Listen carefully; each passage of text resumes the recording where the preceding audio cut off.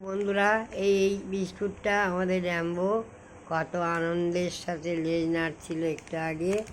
এই যে খাবে বলে, খাবে খাবে বিস্কুটটা খাবে। শোনা বাবা, আজ এসে চিংড়ি মাছ আনানো, ওর জন্য তো খেলোই না, বেকার হয়ে গেল।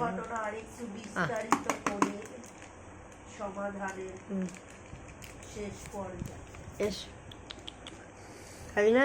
এবার খাচ্ছে না, র্যাম্বো খাবে না। ও বাবা, আজ খাচ্ছে না কেন? নাই দেখো, এইসব বাচ্চাদের কেউ মারে, কত ভালোবাসে সবাই।